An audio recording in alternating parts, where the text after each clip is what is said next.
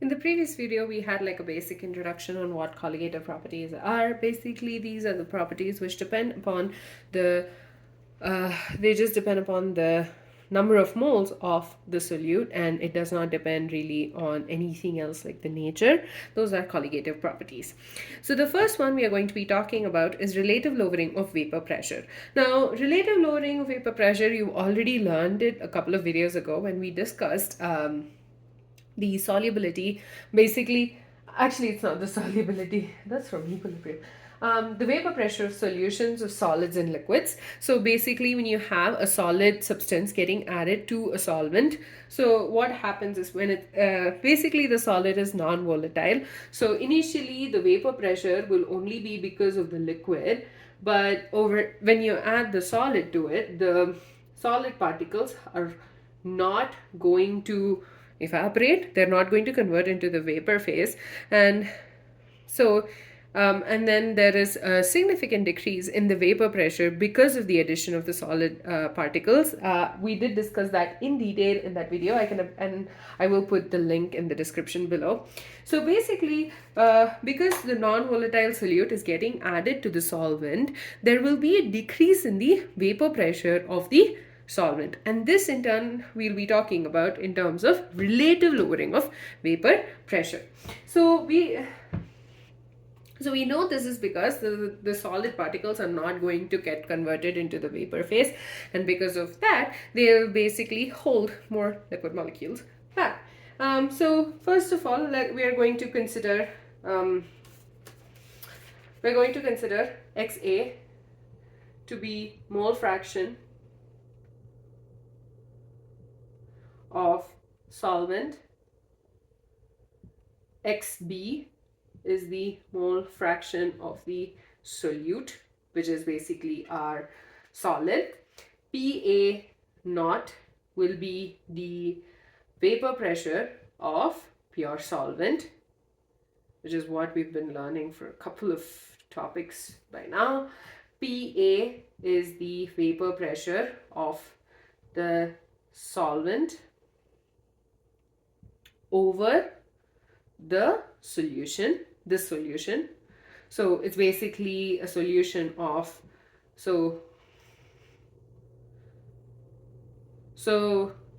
basically you have both your solvent plus solute, and the vapor pressure above the solution is PA, and P is the vapor pressure of the solution.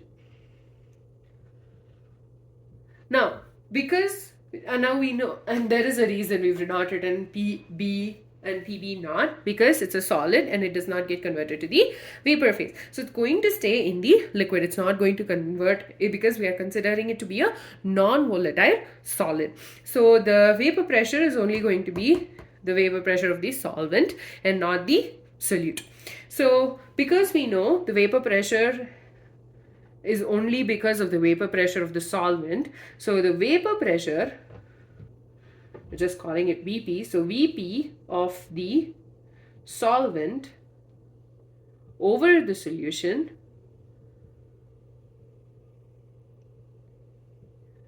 is equal to the vapor pressure of the solution.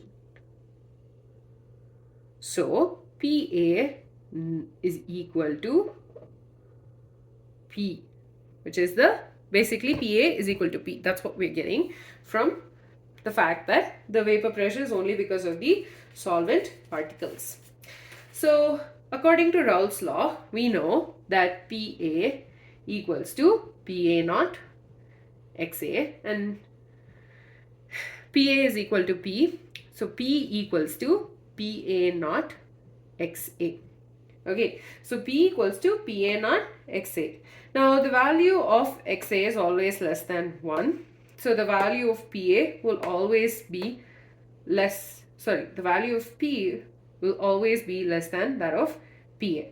So basically you have, so our value of XA equals to 1 minus xb. So obviously it is less than 1. And the value of PA will obviously be less than PA naught, because we've had this whole discussion of the fact that vapor pressure of the pure solvent will be greater than that of the solvent when there's some non-volatile solute added to it. So the lowering of vapor pressure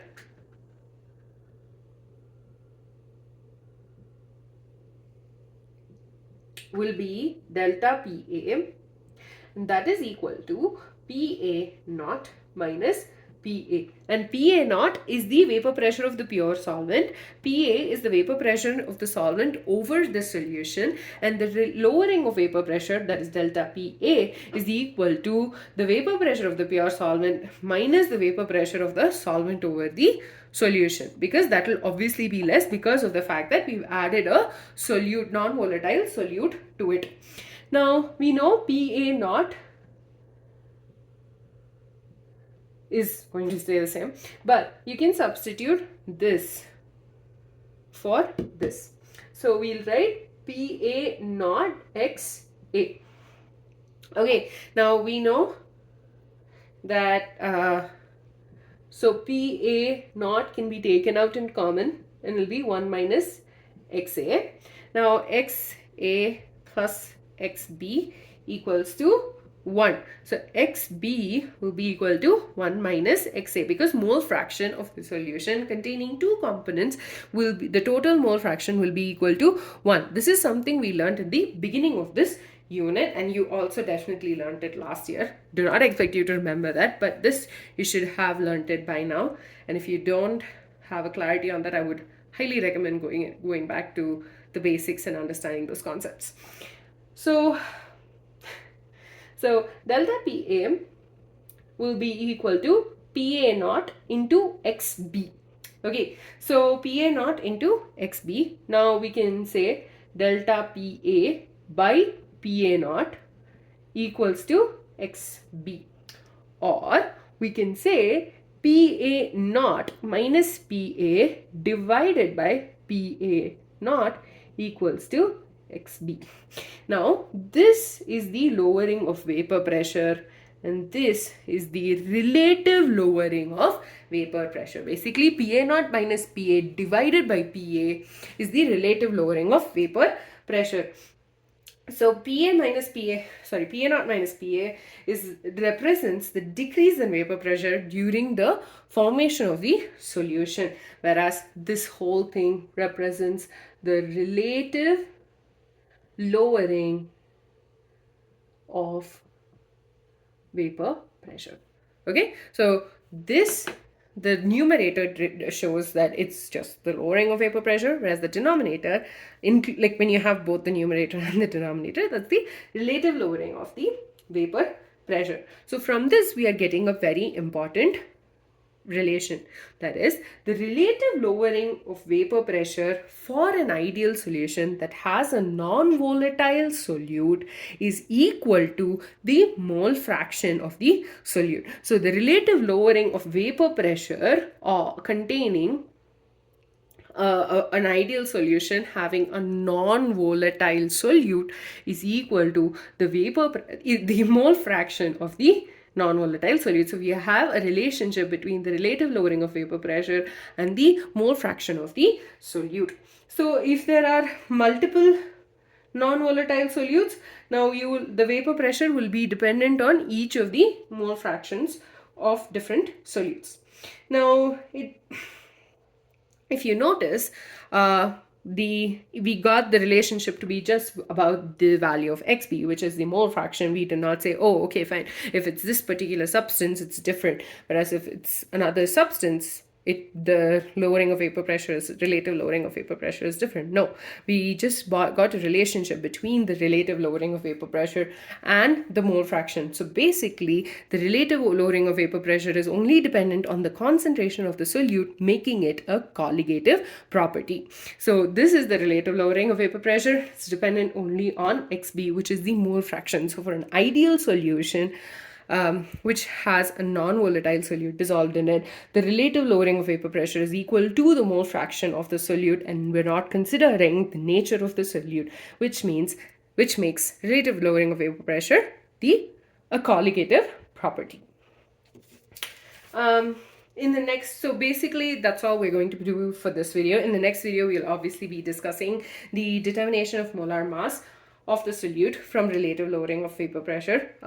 Again, let's just go over this. First of all, relative lowering of vapor pressure, the vapor pressure decreases because of addition of a non-volatile solute to a solvent. So initially it's just the solvent, and when you add the non-volatile solute, basically it's making sure there are not as many particles that are able to go into the vapor phase. This in turn leads to a decrease in the vapor pressure. We are considering XA to be the mole fraction of the solvent, XB to be the mole fraction of the non-volatile solute, PA naught to be the vapor pressure of the pure solvent, PA to be the vapor pressure of the solvent over the solution, and B to be the vapor pressure of the solution. Vapor pressure of the solvent of the solution is equal to the vapor pressure of the solution, just because you have only a non-volatile solute, so we will not be considering the vapor pressure because it does not go to the vapor phase. So PA equals to P. There is a detailed explanation again in one of the previous videos, so feel free to check it out. So PA equals to PA naught XA, and this is from Raoult's law. So P equals to PA naught XA. This is just a relationship that you need to know. The next one is lowering of vapor pressure. Delta P A, which is the lowering of vapor pressure, equals to PA naught minus PA. First of all, this is because of two things. One, your value of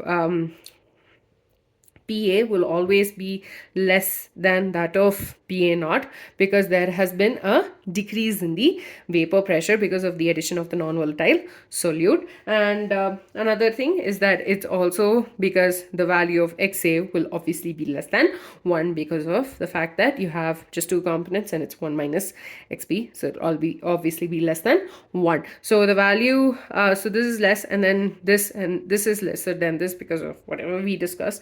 So delta PA equals to PA naught minus PA.